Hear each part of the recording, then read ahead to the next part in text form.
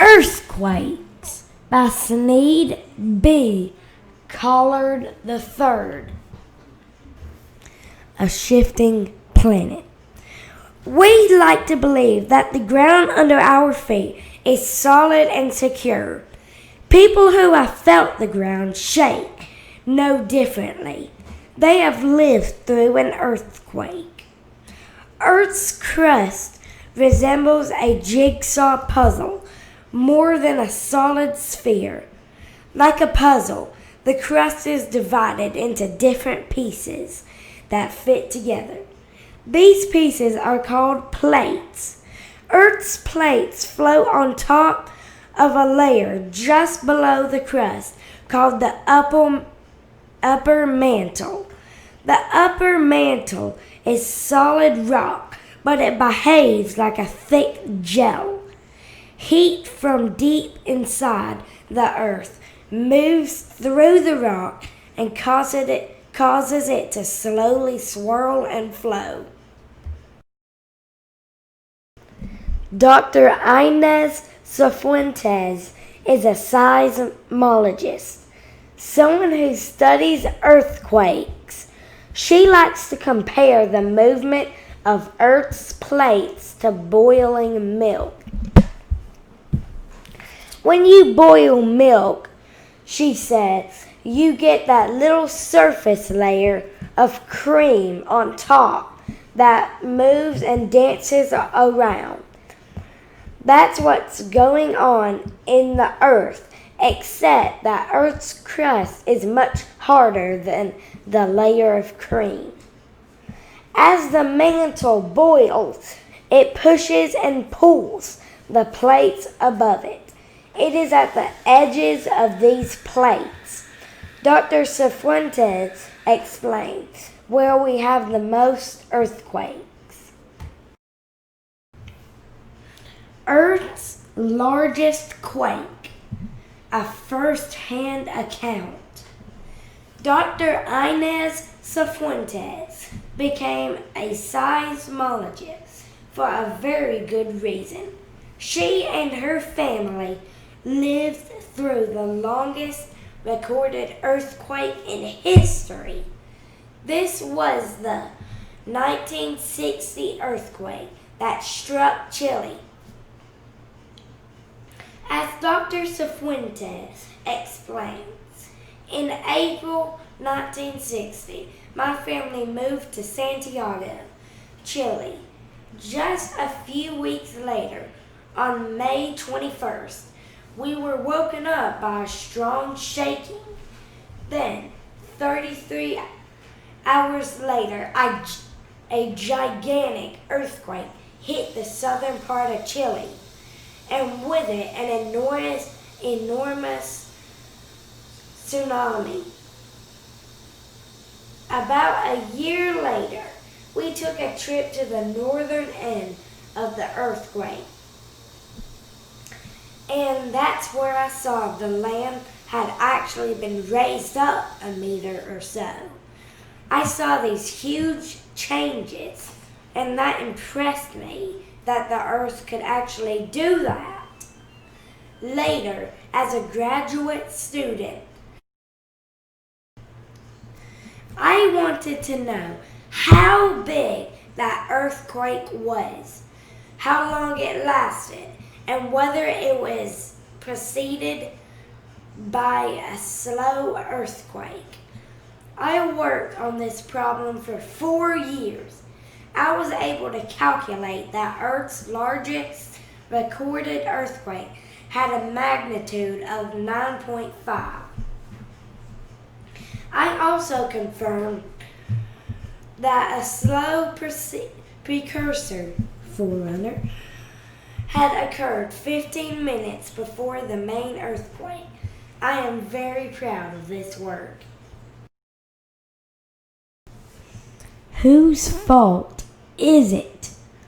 Earth's plates crash together, spread apart, and slide against each other. Whenever they do this, they cause breaks in the Earth's crust. Seismologists call these break faults. Usually the blocks of a rock on each side of a fault just sit there stuck together. But when enough pressure builds, the two sides of the fault can suddenly shift or slip. This sudden movement releases waves of energy. These waves travel through the earth. We feel them as earthquakes. Most faults do not slip and cause earthquakes. Around the globe, however, active faults cause hundreds of earthquakes every day. Most are too small for us to notice. Once in a while, Earth unleashes a whopper.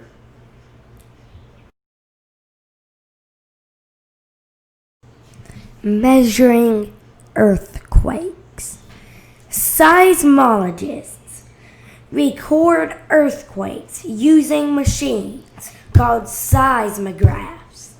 These measure shaking or ground motion. After an earthquake, scientists read their seismographs. They use their readings to calculate the earthquake size or magnitude.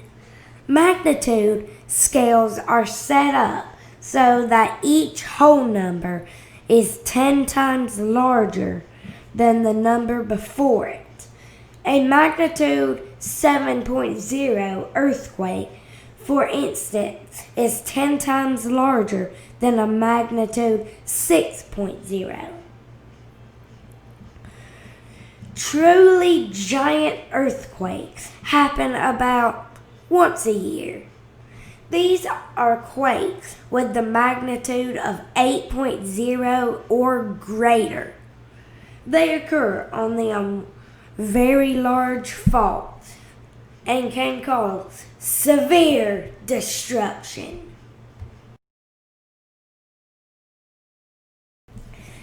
Dr. Cifuentes explains the only way you can get an earthquake like the 2011 Japan earthquake is where one of Earth's plates is sliding under another one. This is the only kind of place where you have a fault long enough and wide enough to release that kind of energy. Seismologists gave the 2011 Japan earthquake a 9.0 magnitude. It was the fourth largest earthquake ever recorded. They believe that the earthquake occurred on a fault more than 150 miles, 250 kilometers long. It shook Japan for 3 to 5 minutes. It was so powerful that it altered the geography of the country. Surprisingly, it wasn't the shaking of the ground that did it. That didn't do the most damage anyways. A massive wave proved much more destructive.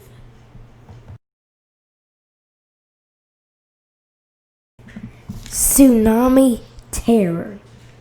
When an earthquake occurs under the ocean, it often moves a substantial amount of water above it. This creates a fast-moving wave called a tsunami. Out of the sea.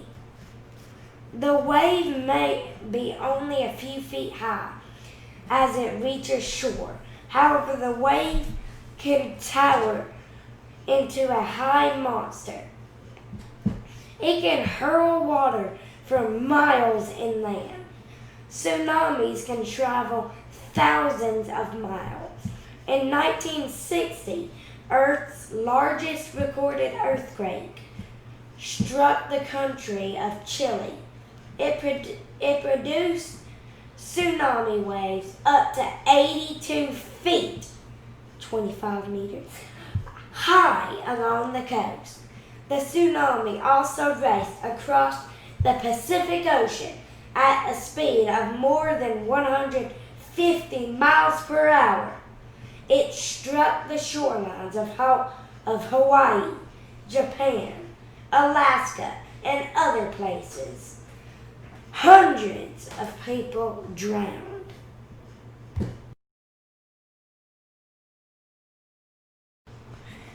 The 2011 Japan earthquake produced tsunami waves more than 30 feet, 10 meters, high.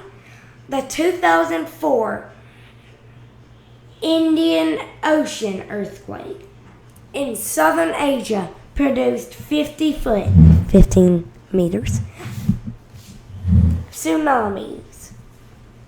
These tsunamis engulfed entire cities and shorelines.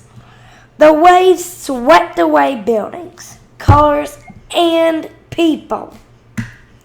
Japan, southern Asia, and Chile had experienced many powerful earthquakes and tsunamis before.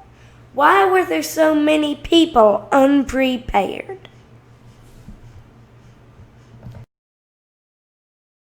Predicting earthquakes. Seismologists are very good at measuring earthquakes. However, they still can't predict when earthquakes will happen. There was a time, Dr.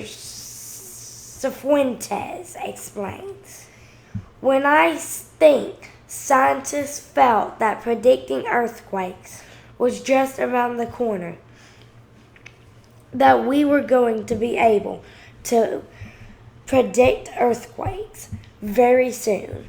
But it's clear now that it's not around the corner. In fact, some have given up entirely on predicting earthquakes. One reason that earthquakes are unpredictable is that scientists cannot collect enough information to understand where and when an earthquake might happen next.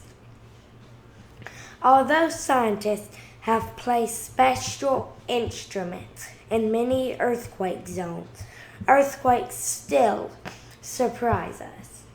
Scientists, for example, have believed the next big earthquake in Japan would happen farther to the south, closer to Tokyo. Instead, it struck farther north.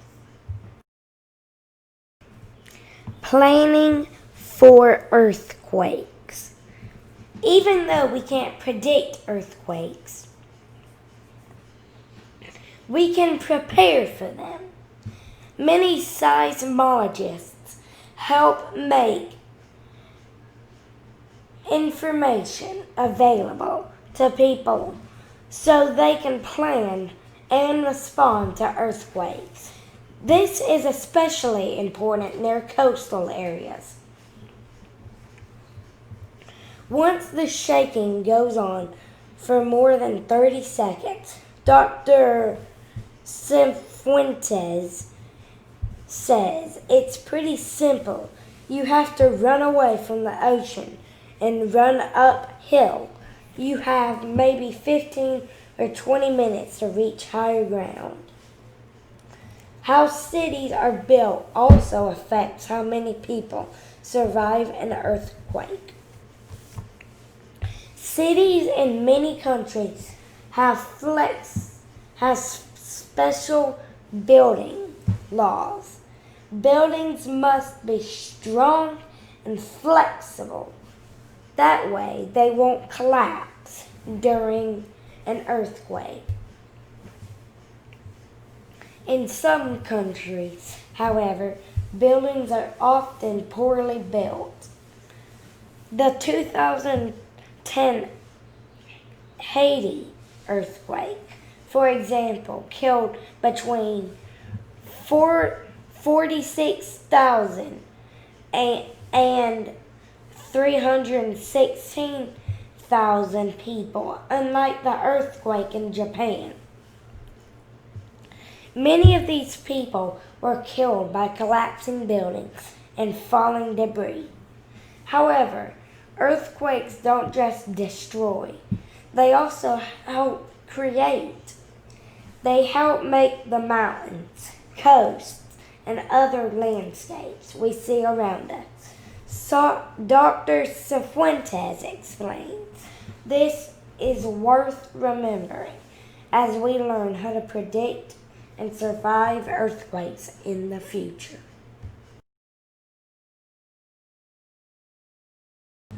What to do during an earthquake.